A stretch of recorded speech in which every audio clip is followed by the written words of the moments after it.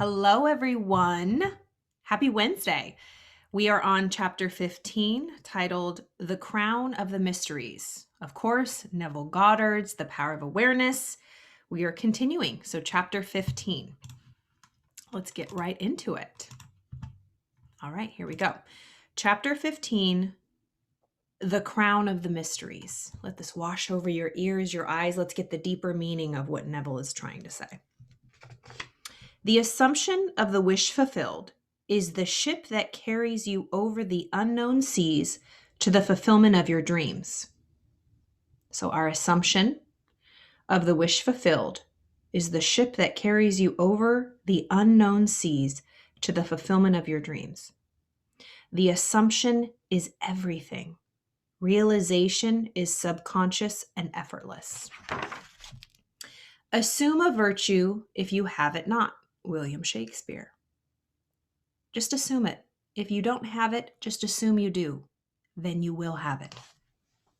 Everything that we are is just the repetition of a thought, consciously or unconsciously.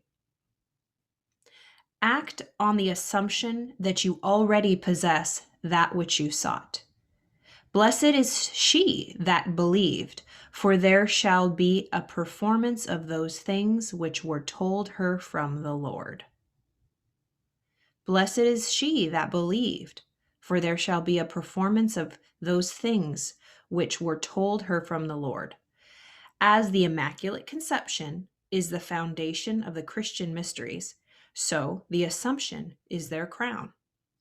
Psychologically, the Immaculate Conception means the birth of an idea in your own consciousness, unaided by any other.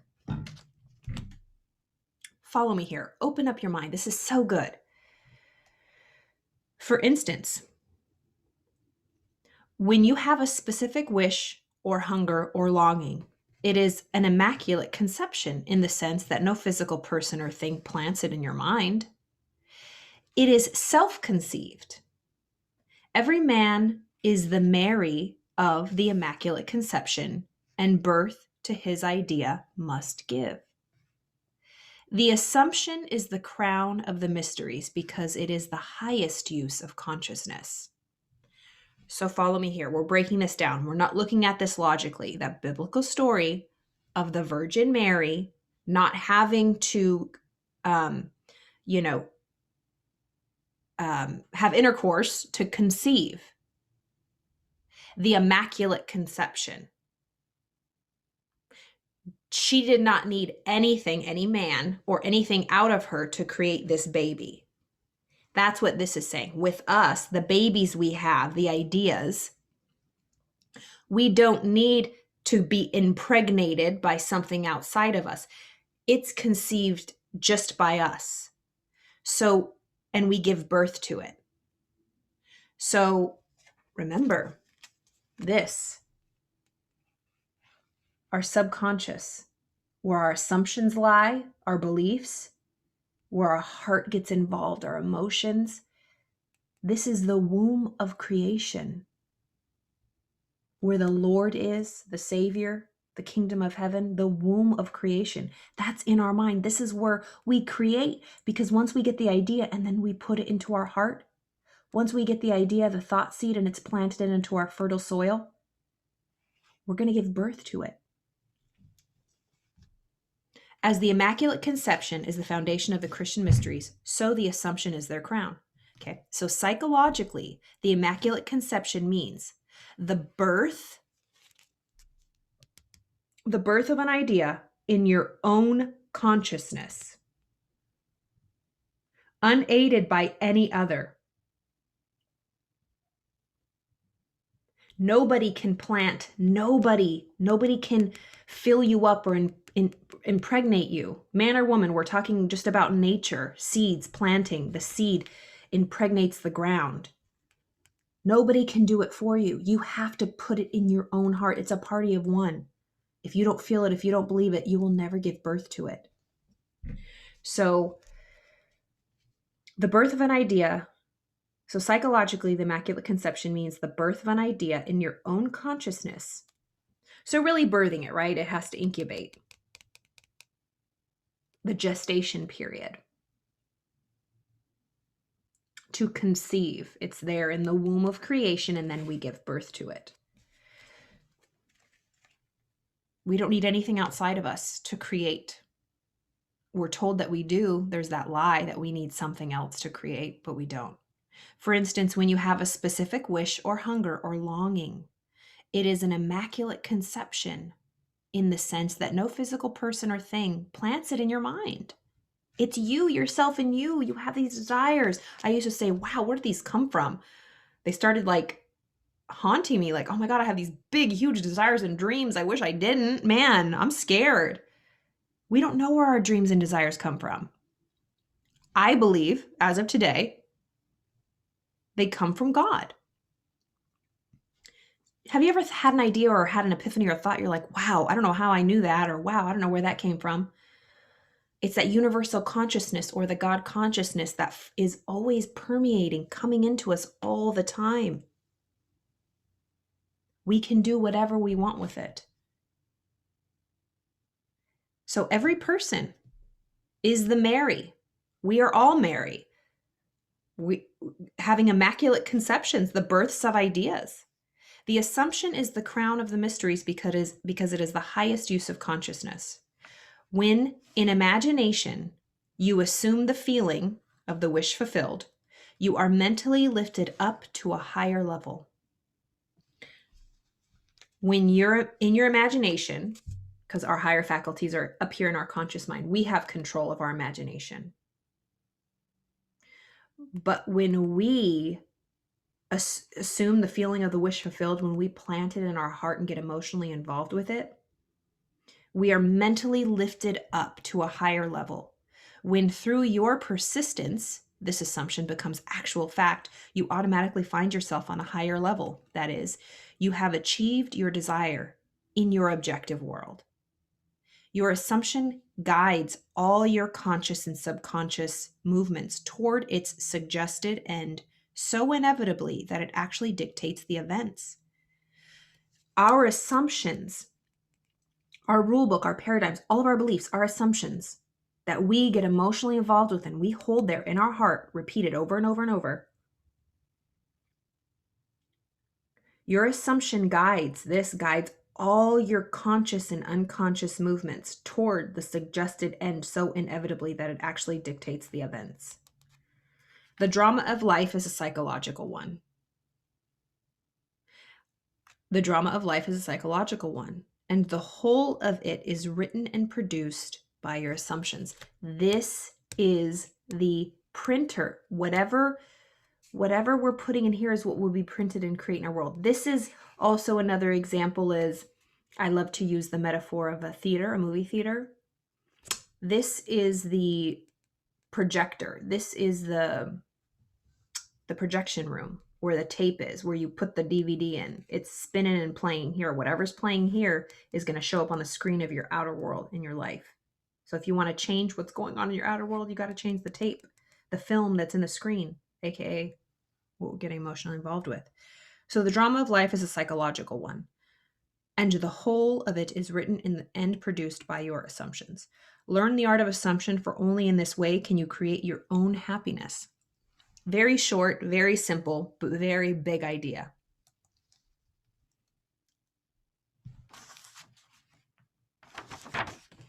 The crown of the mysteries, that immaculate conception, the assumption. Whatever idea is trying to be birthed. I am not a Bible scholar by any means, but I know the story of Mary, how the angel came and whispered, hey, look, girl, we gonna need you to give birth to the Savior. And she said, okay. She didn't question it. She said, you got it, dude. Do people think she was nuts? Yes. Do we even think, did that happen? Of course we do. How do you get pregnant without having intercourse? But Neville's saying psychologically, this is a metaphor for how our brain works. Angels are always coming to us and whispering, hey, go do this, go do this, go do this. And instead of saying, aye, aye, let's make this baby. Although everyone's going to say, oh my gosh, how'd you get pregnant? How'd you do this? That's impossible. You have to say yes, close out the outside world, say yes to the idea, the baby that's trying to be birthed. Just say yes. But it's our logical mind and all of our doubts and fears that say, no, that can't happen. And it can't even get, because we don't get emotionally involved with it. It can't start forming in the womb of creation and eventually be birthed. So there are angels always around us. Forces that be, call it whatever you want, whispering to us always. Ideas, desires, dreams that want to use us as a vessel to come through, want to be birthed. All we have to do is say yes, accept it, plant it in our womb, in our mind, our psychological womb of creation by getting emotionally involved, assuming it with all of our blood and bones. I want this. I could feel it. Shutting out all the outer senses, allowing it to grow and eventually be birthed and come to fruition. This is good. I love this. I hope you enjoyed that. This is short and sweet. I really don't have anything else to say about it. As always, I hope you enjoy Inside Talk Show. It's an inside job. It's an inner game. Life is a psychological one. The real world is behind our eye.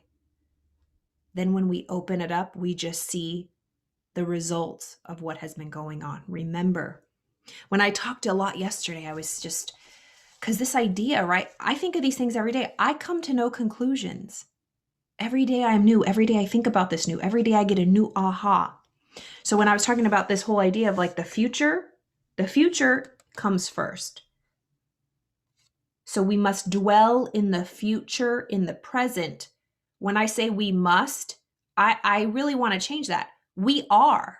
We don't even have to try. The thing is I really meant to say, become aware that when we're totally present, really what we're being present in is actually the future. Because whatever we're presently involved in, totally emotionally involved, will become our future. So let me really refine what I said yesterday of you must live in the future, in the present. You don't even have to try. You already are living in the future, creating your future in the present, because whatever you're thinking and being emotionally involved with right here, right now, will become your future. So the future becomes the present, like we read yesterday. You're just aware that the future becomes the present when you understand the importance of guarding your heart, your mind, that womb of creation. Whatever you put in that precious womb, right here, right now, meaning whatever your heart's involved with, good or bad, will be what will be birthed in the future when we arrive to it, which will be the present. What are you giving attention to? It's Wednesday. Let's do a midweek check-in, hump day. How are your thoughts been? Let's change it right here, right now. Start brand new and fresh. Don't give it any power. In the morning readings I do, we were back on chapter 8, renunciation. To renounce. To know it's there, but just observe it. Don't absorb it. Don't give it attention. Once you give it attention, you're screwed. Once you give it attention and emotion, let it get under your skin, you're screwed.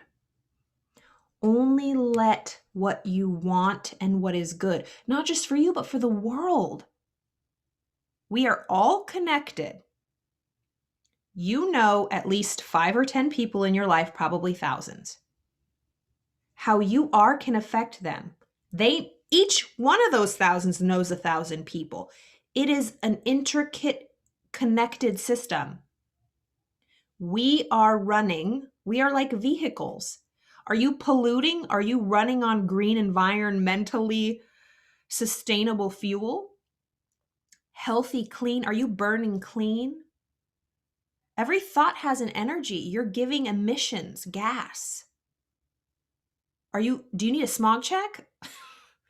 Do you have dirty, unkempt, unclean, untended to thoughts? Are you even paying attention? When was the last time you looked under the hood of the car? Are you running on that clean fuel? Are you cleaning, putting healthy food, healthy gas, meaning thoughts? What emissions? Are you a pollutant? Our thoughts pollute. We can feel that energy. It's thick right now. Have you ever lived in a city where there's just a dark cloud of pollution? Energetically, too. And we are only responsible for us. But what the ego in the world teaches us is go fix everybody else.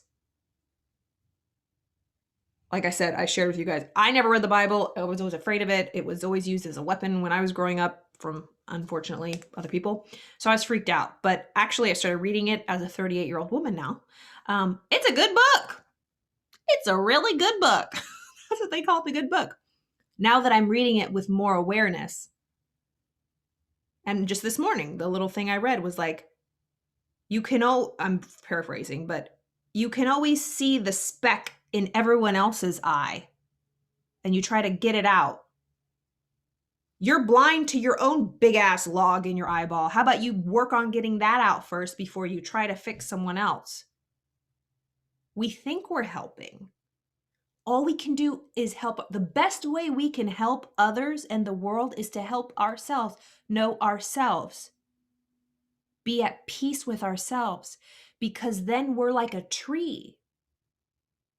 We are not this gaseous, toxic, emission-giving dinosaur of a car. We are a tree creating healthy, clean air. We only tend to ourselves. That's the best way. And that's small, right? It seems like, well, that's easy. That's just me. And that's the fallacy. That the bigger the better, the more the better. People are like, I want to change the world. I want a big stage. I want a huge audience. I have like 470 followers, but I'm doing my best. Should I shut down and be embarrassed that I don't have 1 million followers? Should I pay money? Which, that's how ignorant I am. I had no idea that people pay money for followers. Whatever. I know every single person on this. Could I pay for followers and get like 2,000? Yes. People DM me, direct message me, and say, hey, getting followers. Why would I pay for followers? To have numbers? To look like I'm more important? No, thank you. We have to be clean, burning entities. Only do our work. It's that macro. Just stick to your knitting. Do your best. Know yourself. That's how you will heal this world. Doesn't matter how small it is. And it's cliche, but cliches are true. If you help one person, that one person can help one person. You just have to, take your candle and light someone else's candle. Then they light it. That's how you have to get it. From the small goes the big, not the big goes the small. From the small, just like from the inside out. You can't start big and go inside. No, it doesn't work. It's not overnight. You don't go from 0 to Oprah. Nopra. You don't. You do not go from 0 to Oprah. You start with 2 followers, 48 followers, 300. I celebrate all my followers. I did like 300. Boo-hoo. People be like, oh my God, 300 followers. I don't care. That's 300 people. People like my stuff. I'm funny. You have to start small, but everything in this society tells us, oh my gosh, but that's so small. How embarrassing. That's how you start. You start small. Then it has the potential, but it doesn't matter how big. At that point, it's out of your hands. None of my business. This is not about me. I have this desire. I have these whispers. Is it uncomfortable? Yes, it is. It absolutely is. But I'm just following orders. And I like it. It's fun. but it's uncomfortable. Anyways, that was a side tangent. Start small with yourself on the micro, then build to the macro. Don't be afraid to start small. Have a wonderful day. I'll see you tomorrow.